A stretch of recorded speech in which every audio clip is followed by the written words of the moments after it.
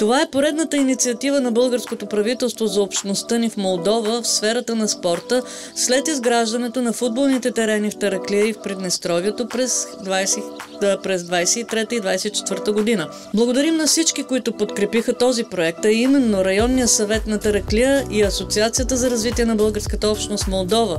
И без вас той нямаше да бъде възможен. Нека този строеж да бъде началото на много победи за децата, както на терена, така и в живота. Затова искам да благодаря на цялата наша общност в Тараклия. Виждате колко неща се правят за вас. Виждате колко нови площадки се правят във всяко училище. Искам да благодаря специално на нашия посланник, който макар и от 2 години в Молдова подпомага с нейните знания, с нейните контакти, които има да привлече хора. Искам да благодаря на Пламен също за това, което Пламен, благодарите това, което правиш. Искам да благодаря специално на президента на Молдовската федерация, един уникален човек, защото това е важно. Важно до там вие да бъдете на спортната площадка. Не искам да виждам деца с телефони и не искам да виждам деца да имат татуировки. Аз нямам татуировка, да знаете. На всички вас искам да пожелая здраве, щастие, любов. Обичайте се. Не забравяйте къде е България. Не забравяйте бабите и дядовците, майките и бащите, приятелите. Обаждайте се от време на време да ги чуете. Учете този български, учете испански, учете английски. Мы открываем новый проект, связан со строительством мультифункциональной площадки, которая финансируется от нескольких организаций. В первую очередь, конечно, это правительство Республики Болгарии по программе развития для Болгарии. Кроме этого, софинансирует этот проект Консилио Районал, районный совет Тараклии, области Тараклия, и ассоциация АСИКС совместно с ассоциацией РВОМ.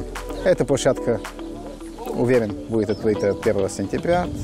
Сегодня мы воспользовались случаем и пригласили, чтобы памятную капсулу, связанную с открытием этого проекта, поставил и лично, скажем так, установил господин Христо Стоичков. Христо Стоичков, я думаю, что не стоит представлять его, один из величайших футболистов мира и, конечно, самый великий в Болгарии.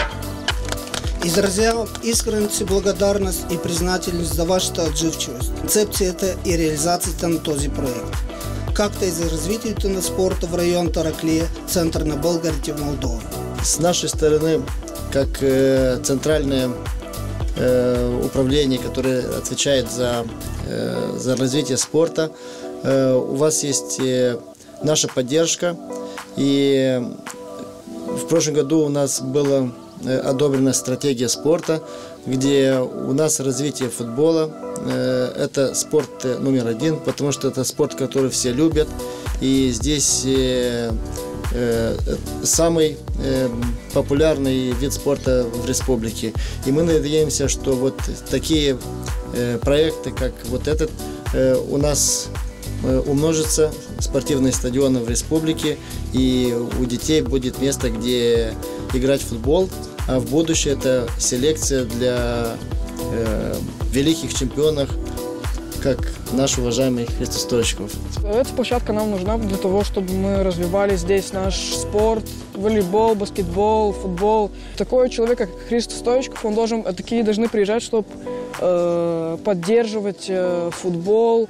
Я хочу, чтобы эта площадка была построена намного быстрее. Я хочу стать как Христо Стоичков. Для этого я занимаюсь уже футболом 8 лет.